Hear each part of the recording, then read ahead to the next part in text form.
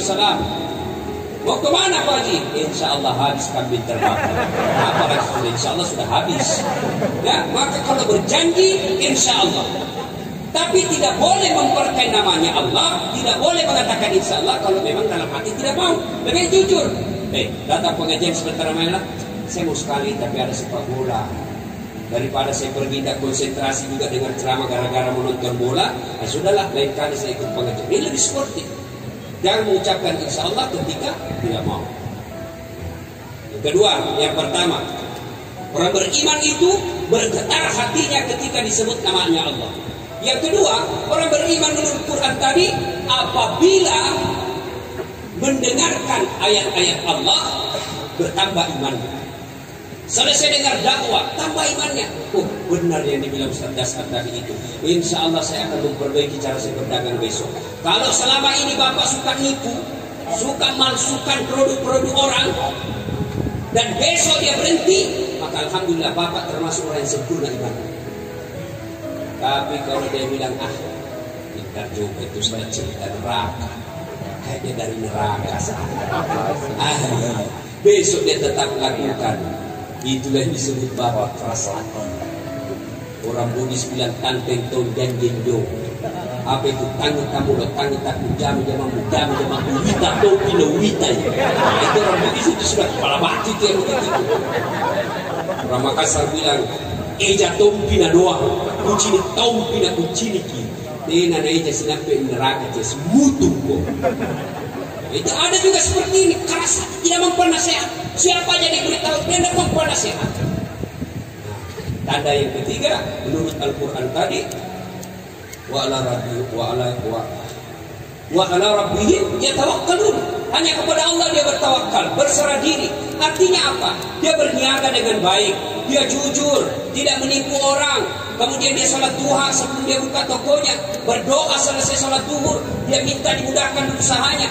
Lalu dia berserah diri. Ternyata hari ini dia cuma dapat untung 1,5 juta, tidak seperti apa yang diharapkan. Maka dia berserah diri kepada Allah SWT. Nah, ibu bapak, saudara-saudara sekalian, tanda orang beriman, berdagang, kalau mau berdagang yang jauh dari azab Allah, mereka berniaga menyertakan iman. Iman ini, bapak kalau pergi berdagang bawa ke toko. Rata-rata kita beriman ketika sholat duhur di musola, beriman ketika dia maghrib di masjid, beriman ketika sholat berjamaah di masjid. Ketika mau ke pasar, dia simpan imannya di laci.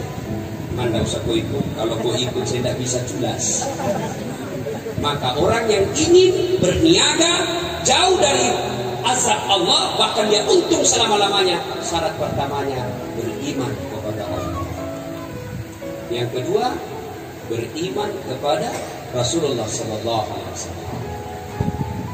Suatu kali Rasulullah bertanya kepada sahabat, saudara-saudara sekalian, siapa yang paling menakjubkan imannya? Menakjubkan itu Pak, mengagumkan, bukan yang paling baik imannya. Menakjubkan itu mengagumkan, mengherankan, ya, mengherankan. Nabi bertanya, siapa yang paling menakjubkan imannya atau mengherankan? Kata para sahabat, malaikat ya Rasulullah. Kata Nabi, tidak. Bagaimana mereka tidak beriman? Mereka bertemu dengan Allah, mereka menampak Allah.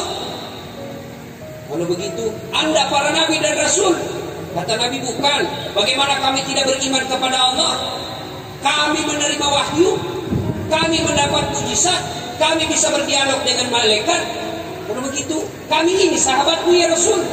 Nabi berkata, tidak. Bagaimana kalian tidak beriman kepadaku? Beriman kepada Allah? Kalian hidup dengan saya? Ada masalah kok bisa tanya langsung sama saya? Kalau begitu siapa yang Rasul? Kata Nabi, mereka umat atau saudara-saudara kita setelah kita ini semua. Sahabatnya berkata, siapa? Mereka yang beriman kepadaku, beriman kepada Allah, yakin kepadaku, melaksanakan sunnah-sunnahku, meskipun mereka tidak pernah melihat Allah, tidak pernah ketemu dengan malaikat, tidak pernah bertemu saya, tidak pernah melihat mujizat, tapi mereka beriman kepada Allah dan Rasulnya. Kita lagi ini semua pedagang-pedagang dengan hadir di tempat ini, tidak pernah melihat Nabi. Kita hanya meyakini Nabi melalui dakwah. Beriman kita Islam. Nah, Setelah beriman kepada Nabi, apa yang selanjutnya kita lakukan? Melaksanakan sunnah-sunnahnya. Ini biasa kalau kita bicara sunnah, kadang-kala kita bertengkar. Ya, terutama apa?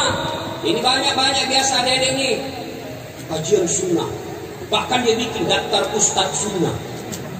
Nah, Ustadz sunnah dicatat 1 sampai 50. Yang tidak ada berarti kami ini tidak masuk Ustadz sunnah. Adik-adik nih, mumpung saya ingat, kalian terutama yang pedagang hijrah. Pedagang hijrah, orang hijrah itu ada bukan yang suka mencari-cari kejelekan sesama manusia. Kalian silakan belajar hadis, kalian belajar tafsir, silakan belajar agama dengan baik, silakan cari dalil sebanyak-banyaknya, bukan untuk menyerang orang lain, tapi untuk kalian amalkan sunnah yang kalian yakini.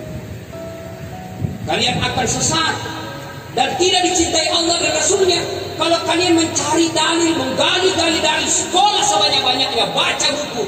Tujuannya apa? Menyerang orang yang berbeda pendapat dengan kalian. Tidak dicintai oleh Allah dan Rasulnya. Silakan lakukan sunnah yang kalian yakini, tapi jangan menyerang orang yang tidak berbeda, yang berbeda pendapat. Kadang-kadang di masjid-masjid ini kita kan bikinlah komunitas ustadz ini, komunitas ustadz ini. Saya diminta juga, Ustadz bikinlah sahabat Ustadz Dasat. Saya bilang tidak, semua sahabat saya. Kalau ada sahabat Ustadz Dasat, komunitas sahabat Dasat, berarti ada bukan Ustadz sahabat saya. Tidak semua Ustadz, kita ini semua bersahabat. Kadang-kadang ini ketika kita hijrah, sahabat Ustadz A tidak mau dengar ceramah B, sahabat Ustadz C tidak mau dengar. Makin banyak Ustadz yang kalian dengar, makin bagus. Jangan mempersempit ilmu. Tentara itu orang yang baru belajar agama 1-2 buku, gampang dia sesatkan orang, gampang dia salahkan. Sama saya. Waktu awal-awal saya belajar agama, rasanya ini sendiri saya benar, semua salah. Sampai saya pulang kampung, bapak saya bilang aliran sesat ini anakku kakak. Kenapa? Sepupu satu kali saya tidak mau jabat tangan perempuan. Marahlah satu kampung, sombong sekali. Padahal jabat tangan pun masih selisih pendapat ulama. Syafi'i bukan, tidak boleh. Imam Ahmad boleh selama kalian tidak nafsu. Bisa jadi bapak tidak jabat tangan tapi dapat dosa. Kenapa? Bapak bayangkan. Bapak dapat tangan tapi bapak bayangkan pahanya orang. Dosa bos. Agak tahu saya sini. Saya lihat paha belum tentu saya dosa, tergantung sikap. Bagaimana saya bereaksi? Saya lihat paha, belum tentu saya berdosa. Kenapa? Saya ucapkan Subhanallah. Saya dapat pahala. Kenapa? Saya memuji Allah. Maha suci Allah yang telah menciptakan keindahan itu. Saya berpahala meskipun saya lihat. Bapak lihat berdosa. Kenapa? Bapak bayangkan. Dosa bos. Bapak bahkan bisa jadi mulut istighfar dapat dosa. Kenapa? Karena bapak menikmati. Lihat pahanya orang membeli. Bapak istighfar tapi melotot. Astagfirullah. Mulut istighfar kenapa dosa? Kenapa kau nikmati? Saya tidak melotot. Subhanallah. Tapi cewek jangan menganiaya kami. Mari kerjasama. Kami jaga mata. Tolong ada cewek jaga akhlak. Biar kami jaga mata. Kalau kalian gentayangan, bisa bagus. Betul? Ustaz juga suka. Saya manusia biasa. Ayat tidak mengatakan la taqrabu zina illa ustaz. Jangan dekat di sini kecuali ustaz. Jangan dekat di sini kecuali pedagang hijrah. Wah, semua berlaku itu ayat. Biar ustaz hancur juga kalau ketemu cewek cantik. Masa iya saya jujur bos. Daripada Bapak saudara-saudara sekalian. Ini syarat yang kedua, cintai Rasulullah. Bagaimana mencintai Rasulullah? Mengamalkan sunnah-sunnahnya. Berkaitan dengan dagang, sunnah apanya Rasulullah yang kita amalkan? Sunnah sholat duha. Sholat duha. Rasulullah tidak pernah meninggalkan sholat duha. Maka ibu bapak kalau mau sukses dagangannya, sebelum buka toko, sholat duha dulu. 2 rakaat minimal sampai 8. Saya tidak tahu salinya Ustaz. Ini yang selalu ditanyakan ibu-ibu. Ustaz, apa niatnya? Dengar ibu, niat itu tidak harus diucapkan. Niat itu dalam hati sudah selesai. Niat itu bahasa hati, bukan bahasa lisan. Maknanya apa? Ibu nih lagi duduk-duduk di warung, di tokonya, lagi sepi pembeli. Ibu tiba-tiba, saya mau sholat duha dulu deh. Itu sudah niat, ambil wudhu, sholat. Mau ucapkan boleh bahasa Arabnya. Sholli sunat al-duha, katanya lillahi ta'ala, Allahu Akbar. Saya niat sholat sunnah duha, 2 rakaat sunnah hukumnya bagi saya lillahi ta'ala, Allahu Akbar. Saya tidak hafal itu Ustaz, ya sudah, cara praktis saja. Berdiri tegak menghadap kiblat, begini Tuhan, sholat sunnah duha ya, Allah. Sudah. Baca doa kita, baca Al-Fatihah, baca Wadduha kalau hafal, kalau tidak yang ibu hafal saja. Kul-kul juga boleh. Ya, ketawa dengan serius sebenarnya. Daripada kau baca yang susah-susah seperti Al-Kafirun, tidak mau selesai itu kau cari masalah. Atau Wat-Tini sambil Wan-Nasr. Saya waktu awal-awal itu hafal itu atas kecil itu. Kenapa ini lain pertamanya lagi? Mana ketemunya ini? Saya dulu waktu saya kuliah. Ini bisa benar waktu saya kuliah. Belum jadi ustaz waktu itu. KKN lah kita. Nah, ada kawan saya dia pakai gamis begini. Saya bilang, oh, pasti anak pesantren ini. Dia jadi imam, silakan imam. Dia baca Al-Fatihah lancar. Dia baca Al-Kafirun. Begitu dia baca Al-Kafirun dalam hati itu cari masalah. Dia dah baca ke sini. Wala antum ma'abudun ana a'budu wala antum ma'abudun. Ini teman ke fakultas sastra nasi kumah. Wala antum ma'abudun wala ana a'budu. Langsung jengkel itu bangku ini fakultas sastra namanya pindah. Woi, kenapa tak putar-putar? Sudah lagi ini juga kupikir, bubar deh. Langsung ayo sholat masing-masing ya, lewat. Maka kalau sholat tidak harus. Ini juga kadang-kadang ini yang kasih kacau kita sholat kan. Ini biasa imam biasa. Kalau Ustaz sampai nak suaranya mengerti jamaah, ya kan?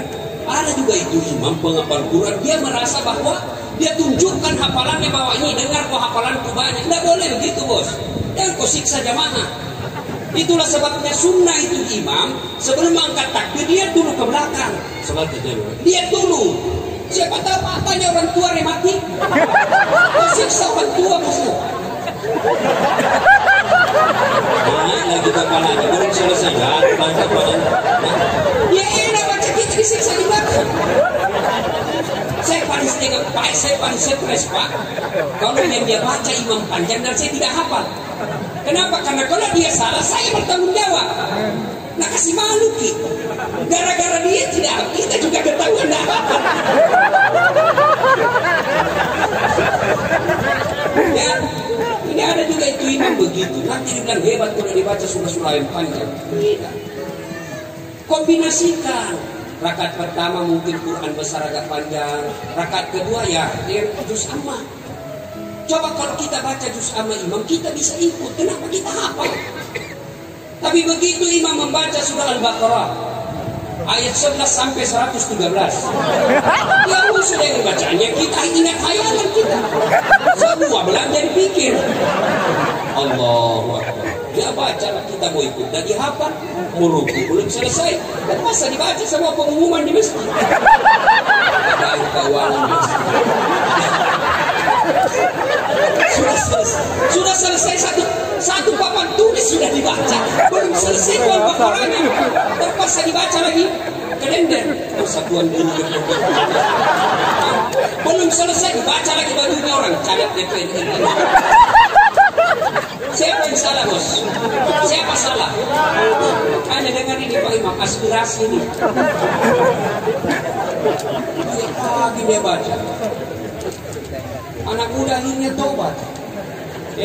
Ada anak muda malam Jumat dia mimpi masuk neraka. Dia bertobatlah. Dia pergi sholat subuh mulai Jumat. Begitu selesai sholat Jumat saya ketemu. Dia nak sholat di masjid. Dia bilang apa ini nak tobat ampun sholat. Kenapa itu masjid aliran sesat? Kenapa aliran sesat? Dia sholat subuh 3 rakaat. Bukan 3 rakaat sujud tilawah namanya itu.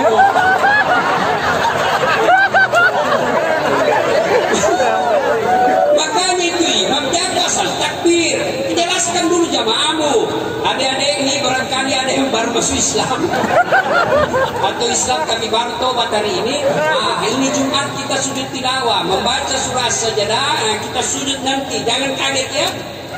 Biasa juga kita itu manusia sendiri, tidak begini ternyata. Ya. Bapak saudara-saudara sekalian, pedagang, orang yang beriman itu sunnah, amalkan sholat duha. Ibu-ibu amalkan sholat duha, 2 rakaat salam. Saya bukan mau menyombongkan diri, hanya untuk motivasi adik-adik sekalian. Ada motivasi. Kalau adik-adik lihat nama saya itu, kan jarang-jarang juga orang punya gelar seperti saya, bos. Gua doktornya, bos. Bukan kaleng-kaleng ini. Bukan belen-belen. Yang ditanya ini dijelaskan. Tidak juga itu begitu. Yang ditanya ini dijelaskan. Masya Allah. Bos, dek, apa andalan saya dari dulu sampai sekarang? Soal dunia. Siapa yang punya dunia ini, bos? Siapa? Allah. Berarti kalau kalian mau punya di dunia, dekati yang punya. Siapa yang punya anak gadis pacarnya? Ibu bapaknya. Mau lolos lamaranmu, dekati ibu bapaknya, bawa ke pisang. Ada untukmu, berikan oleh-oleh mamanya. Tiap hari kau bawakan, akhirnya lulu perasaannya. Baik ini, betul tidak cakep, tapi baik ini nak. Dia malah lobikan supaya anaknya mau sama kamu. Allah punya dunia, pacari Allah. Dan Allah tidak seperti gubernur diketemui. Ketemu gubernur kan ribet. Ketemu dulu tim suksesnya. Dia bilang tim sukses, saya cuma tim sukses. Silakan ketemu sama ajudan, ini nomor teleponnya. Dikasihlah kita, ketemulah ajudannya. Ajudan, bikinkan proposalnya. Sudah bikin proposalnya, ya silakan bawa ke sini. Bapak datang lagi minggu depan. Datang minggu depan, bagaimana proposal saya? Baru dibaca oleh kepala dinas yang bersangkutan. Silakan Bapak datang minggu depan. Sudah datang lagi Bapak minggu depan, bagaimana? Kepala dinas baru mau diskusikan sama gubernur. Datang lagi minggu depan Pak. Datang lagi minggu depan, apa kata Pak Gubernur baru mau membaca untuk disposisi kepada siapa? Bapak datang lagi minggu depan. Datang minggu depan, baru dibentuk tim untuk pelajari masalah. Sudah datang lagi minggu depan, sudah bentuk tim. Dia bilang, sudah Bapak sudah siap menerima Pak Gubernur minggu depan Pak. Bapak datang jam 8 ya. Datanglah Bapak jam 8 pagi, jam 5 sore baru diterima keterangan tamu. Begitu diterima gubernur, apa kata gubernur? Mohon maaf, saya sudah baca proposal Bapak. Terima kasih Bapak membantu kami selama ini waktu pilkada. Tapi maafkan saya, alokasi dana untuk ini tidak ada. Sia-sia waktu 2 bulan tidak ada hasil. Kepada Allah, Bapak boleh datang tengah malam sholat tahajud. Baru bangun, Bapak rindu mengadu kepada Allah. Silakan sampaikan dalam sholat subuh. Ternyata tengah hari dagangan sepi. Allah nunggu sini kau sholat dulu. Lapor ke dalam sholat dulu. Masih sepi di sore hari. Allah nunggu sini kau datang kau melapor dalam sholat asar. Tutup dagangan ternyata masih sepi. Lapor lagi kepada dalam maghrib. Mau tidur gelisah. Allah di sini kau lapor di sana. 24 jam Allah boleh ketemu. Baik yang banyak modalnya maupun yang tidak punya modal sama sekali boleh. Tapi sama dengan Allah. Ketika mau punya dunia ini, Allah kasih fasilitas namanya sholat duha. Sholat duha itu khusus untuk membuka pintu dunia. Maka mintalah dalam sholat duha. Adik-adik, biar pedagang-pedagang muda minta kepada Allah daripada Bapak minta sama kredit. Itu tukang kredit kalau mau minta dunia, cantik betul, bagus betul semua bicara-bicaranya itu. Kalau Bapak tambah modal, bisa lagi nanti, bisa dijadikan ini ke jaminan ini rukonya, kami bisa kasih modal 2 miliar, tambah lagi. Susah. Kalau Bapak punya utang kan memberikan semangat untuk bekerja. Itu bicara orang minta, kejar target itu. Begitu sudah cair kredit 2 miliar, nggak bisa dibayar, akhirnya apa? Utang bertumpuk, akhirnya ruko diambil. Karena Bapak lebih menggantungkan harapan kepada bank daripada kepada Allah. Minta dalam sholat duha. Saya tidak tahu berdoa. Berdoa tidak harus pakai bahasa Arab. Ibu-ibu, Bu, doa mau kaya, mau laris dagangannya, betul. Nah, ikuti saya, ini doanya, bareng-bareng. Ayo Bu, Bismillahirrahmanirrahim. Allahumma barik lana bima razaqtana wa qina. Anda tahu artinya. Berdoa tidak harus pakai bahasa Arab, boleh pakai bahasa Indonesia. Bahkan boleh Bapak Ibu berdoa begini, ya Allah, Engkau sudah tahu apa yang ku mau, maka kabulkan. Daripada Bapak putar-putar pakai bahasa Arab tidak ngerti, bingung malaikat. Apa maksudnya di Bapak ini? Dia mau lancar dagangannya, ternyata doa minta hujan. Bingung malaikat, bos. Maka silakan dalam sholat duha, Assalamualaikum warahmatullahi wabarakatuh, Assalamualaikum warahmatullahi wabarakatuh, silakan minta kepada Allah dalam bahasa apa saja. Bahasa Bugis boleh, bahasa Melayu boleh, bahasa apa saja. Allah multibahasa. Ya Allah, saya ingin mengumrahkan orang tua saya, tapi mustahil saya bisa lakukan ya Allah jika rezekiku seperti ini tiap hari. Tidak ada mustahil di sisimu ya Allah. Murahkan rezekiku ya Allah, agar saya bisa membahagiakan sisa-sisa hidup orang tuaku, mengumrahkannya. Masa Allah tidak kabulkan? Pada Allah sudah janji, ud'uni astajib lakum. Mintaku kepadaku, pasti saya kabulkan. Yang berikutnya, pedagang yang ingin hijrah dengan sebaik-baiknya, berdagang tanpa rugi dan jauh dari azab Allah. Wa tujahiduna fi sabilillah. Berjihad jalan agama Allah. Amwal anfus, dengan harta dan jiwa mereka. Dengan cara apa? Sedekah. Bapak kalau mau sukses dagangan, belajarlah menjadi dermawan. Semakin pelit, makin susah rezeki kita terbuka. Semakin kita rajin memberi, Allah makin membukakan pintu rezekinya. Maka jangan heran kalau Bapak terlalu pelit, sudah sewajarnya bersedekah tidak mau bersedekah, maka Allah akan paksa keluar duit kita dengan sia-sia. Dengan cara apa? Tiba-tiba mobil kita tabrak mobil lalu lintas. Polisi lalu lintas ditabrak, siapa tak repot? Security aja ditabrak, repot dia minta ampun. Tiba-tiba anak kita ketahuan HIV/AIDS. Tiba-tiba kita ketahuan bahwa anak kita narkoba. Itu sebabnya dagangan kita menghalalkan segala cara, lalu kita tidak mau bersedekah, enggan bersedekah. Amwal anfus, sedekah dengan harta dan jiwa kita. Harta telah dikatakan, saya tidak punya harta untuk bersedekah Ustaz. Sedekah dengan apa? Jiwa kita, dengan tenaga kita. Ada pembangunan masjid, ada pembangunan musola di tempat kita berniaga, sedekahlah. Sedekah dengan duit bagi mereka yang ada duitnya. Sedekah dengan tenaga bagi mereka yang ada tenaganya. Sedekah dengan ilmu bagi mereka yang punya ilmu. Tidak punya duit, tidak punya tenaga, tidak punya ilmu Ustaz. Sedekahlah dengan apa? Dia. Ada juga orang tidak punya sedekah duit, tidak punya sedekah ilmu, tidak punya sedekah tenaga. Ngocet tidak. Diam aja kau bos. Nah ibu bapak saudara-saudara sekalian, apabila ketiga hal ini kita lakukan dalam berniaga, maka janji Allah, itulah orang-orang yang aku berikan rahmat dan pertolonganku, dan aku jauhkan dari azab Allah. Ibu bapak saudara-saudara sekalian, ini saja tausiah kita pada taklim kita kali ini.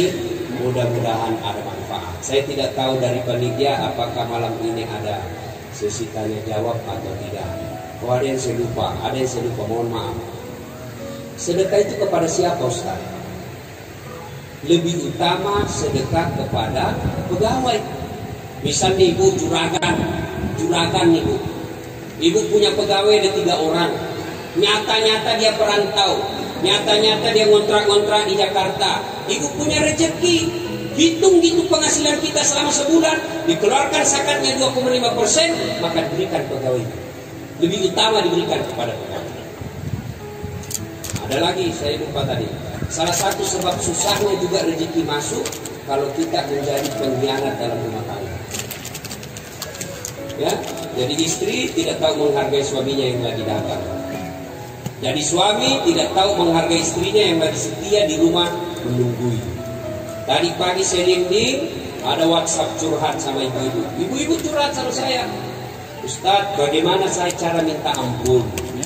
Suami saya ini bekerja di luar, kadangkala 2-3 bulan baru dia kembali. Nah, saya merasa kesepian. Lalu saya berkenalanlah dengan seorang lelaki di medsos. Ini akibatnya kalau ibu selalu curhat di medsos, ada apa-apa kesepian banget. Itu mulai terdapat kalau laki-laki jahat, boleh juga tuh diganti.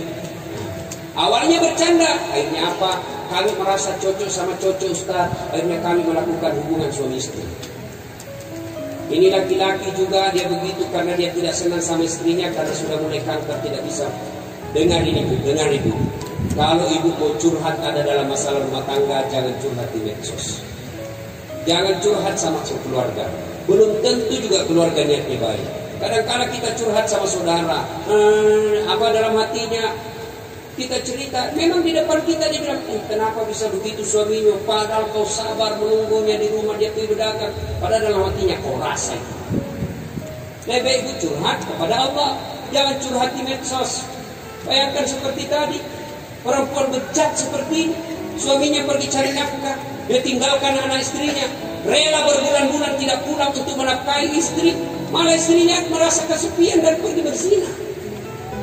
Kalau begini kejadian, tak bisa kita sukses, jauh dari azab Allah. Akhirnya saya bilang apa? Minta maaf dia sama suamimu. Dia nanya, Ustaz, kau sebut itu dosamu? Saya tidak tega Ustaz, apa boleh buat? Kau diceraikan ya itu resikomu. Nah, ibu baik-baik sama suami kalau mau rezeki. Bagus juga itu kita ini suami. Kalau mau pergi pasar dagang, ibu sayang-sayang kita di rumah. Ku lepas di kau pahlawan. Nah, begitu suami mau pergi, ini bapak-bapak jadikan tradisi seperti Rasulullah. Beliau kalau mau keluar, beliau bersedekah kepada istri beliau. Apa sedekah Rasulullah kepada istri beliau? Sun jidat. Maka ibu-ibu kalau suami mau keluar besok dagang, dia lupa ingatkan, Pak, sedekah. Kasihlah, sini kau saya sedekah kau. Tapi ibu juga kalau mau disedekahi, kalau sudah tahu suami mau berangkat, ibu sikat gigi lah minum dulu. Ya. Kita pulang. Ini kan istri juga ini penentu untung kita, ngasih apa rezeki kita di pasar. Bayangkan bahagianya kita di pasar, istri kita selesai sholat duha dia WhatsApp, Pak, jangan menipu publik, rezekimu tidak akan diambil orang, jangankan diambil, tertukar saja tidak. Saya baru saja doakan kamu dalam sholat duhaku tadi. Salam sayang selalu dari istrimu di rumah. Senang tak bapak-bapak dapat WhatsApp seperti itu? Senang, pernah. Paling jangan lupa singgah beli beras. Enak kan kalau kita dapat WhatsApp seperti itu. Pas pulang istrinya, suaminya, sebelumnya Bu, ini sudah mau tutup toko, tapi hari ini sepi sekali. Istrinya sudah tahu, maka istri yang soleha dia akan datang menjemput suaminya dan memberikan semangat baru. Assalamualaikum kakandaku Arjuna. Waalaikumsalam adindaku Sri Kanji. Istrinya berwih, gagah betul kau bang hari ini. Kata suaminya, berarti saya jelek kemarin. Lalu istrinya duduk di samping suaminya, dia bukakan sepatunya suaminya, lalu dia berkata, Bang, begitulah romantika berdagang. Jangankan abang, Nabi pun pernah mengalami susah dalam hidup. Tak mungkinlah kita dagang untung terus. Inilah romantika. Hari ini dagang, besok lagi untung, besoknya lagi rugi. Itulah dunia. Kadang-kala untung, kadang-kala rugi. Tapi Bang, sabar saja Bang. Lalu dia peluk suaminya lalu menyanyi, bila kamu di sisiku, hati rasa syahdu. Tenang suami, langsung tidak apa-apa deh. Masya Allah. Jangan baru pulang langsung HP-nya kau periksa. Bagaimana nak kita serangan jantung? Lupa lagi pasang password.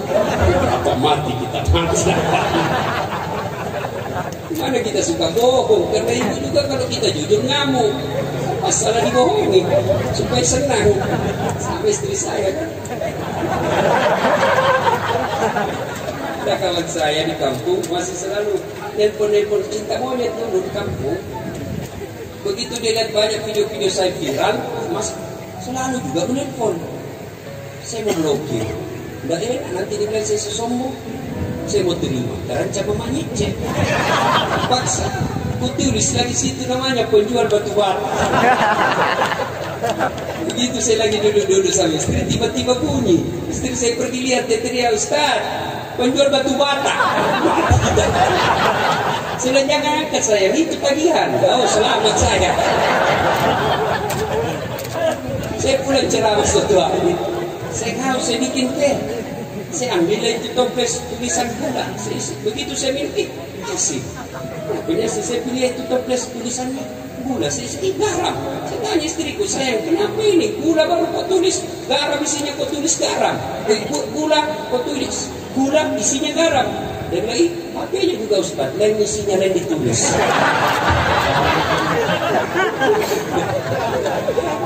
Nah ibu, kalau pulang suami sambut dengan baik. Bapak juga jangan suka tipu istri. Alasan tidak ada untung padahal sudah ada untungnya. Kalau anak istrinya minta duit selalu banyak alasannya. Giliran teman sekolahnya dulu waktu kuliah SMA cepat sekali ditransfer. Tidak bakal ada berkah hidup kalau bapak selalu nipu istri. Coba lihat istri kita Pak. Coba lihat istri kita. Bayangkan dia tinggalkan keluarganya. Ada yang sampai curhat sama saya, Ustaz bagaimana hukumnya ini? Bapak saya sakit di kampung Ustaz. Diminta saya pulang ke Mani. Saya hanya satu-satunya anak perempuan dan yang bisa ngurus saya Ustaz. Tapi suami saya juga tidak bisa saya tinggal. Coba bayangkan. Bagaimana kalau kita pada posisi begitu antara orang tua dengan suami? Itulah istri kadang-kadang milih mengurus suami dan anaknya. Lalu kita berkhianat kepada istri sebaik itu. Pantas kita dagang berpuluh-puluh tahun tidak bisa sejahtera hidup kita. Kenapa? Orang yang paling menyayang dan mengurus kita khianati. Maka Bapak Ibu, kalau ada yang pernah menyakiti istri, minta maaflah mulai besok. Mudah-mudahan setelah minta maaf Allah bukakan pintu. Inilah tausiah kita, mudah-mudahan bermanfaat. Saya mohon maaf tidak bisa maksimal sebab sejujurnya hari ini saya masih dilarang dokter untuk menerima acara. Tapi apa hendak dikata sudah dijanji, tidak bisa lagi kita tidak datang. Kalau kita tidak datang dibully kita di medsos sampai habis. Doakan saya mudah-mudahan sehat walafiat. Maaf, mudah-mudahan ada manfaat. Kalau ada yang ingin didiskusikan, silahkan ditanyakan kepada Ustaz Fahrul Rosi. Baik, ya. Bagi pada jamaah. Belum selesai bos. Kau sudah suruh saya pulang. Kalau ada yang masih mau dengar ceramah saya, silakan nonton Tabligh Akbar Dam Indonesia TV One setiap hari Sabtu atau Ahad pukul 12.30 sampai selesai. Sabtu atau Ahad. Cuma agak lama tunggunya, lama menunggu. Satu kali 1 minggu muncul. Ada yang setiap saat boleh nonton. Gimana caranya Ustaz? Gampang. Gimana? Ambil HP, buka aplikasi YouTube. Tulis nama saya Dasat Latif. Maka keluarlah ceramah saya yang duluan itu. Ada di situ yang adik-adik yang sudah punya usaha belum punya jodoh, ada di situ kiat sukses menemukan jodoh. Cari judulnya itu ada di situ. Ya, sudah jangan lupa kasih tanda begini. Ya bos, jangan kau kasih begini, kau kasih begini dicari ke malaikat pencabut nyawa. Ceramah kau kasih begini, memangnya penyanyi dangdut. Ada juga ceramah dikasih begini dicari kau nanti malaikat di akhirat. Ini ceramah kau kasih begini, saya tidak suka, jangan kau nonton. Memangnya ini festival lagu dangdut, ya? Coba cepat habis kuota 1 jam menguras kuota. Maka saya sediakan yang tidak menguras kuota. Namanya CIRS, ceramah singkat 1 menit saja. Gimana caranya Ustaz? Follow saya di Instagram Dasat Latif 1212. Dasat Latif 1212. Ada persoalan mau ditanyakan silakan di DM. Ada mau ditanyakan silakan SMS. Boleh, insya Allah saya jawab. Yang penting jangan suruh saya bayar. Ada juga SMS itu kita disuruh bayar. Nomor ini gagal mengirim pesan. Jika Anda ini setuju bayar 360.000 rupiah detik yes. Begitu saya yes, pertanyaan muncul lah. Ini sudah dikasih alamat. Kita juga disuruh bayar. Tinggallah waktu jam 4. Bapak saudara-saudara sekalian, ya silakan mau tanya boleh melalui. Cuma biasa agak lama harus jawab sebab ngantri ya. Demikian, mudah-mudahan ada manfaat. Lebih dan kurangnya mohon dimaafkan. Dun wal kalam yasrun. Billahi fi sabilil haq. Assalamualaikum warahmatullahi wabarakatuh.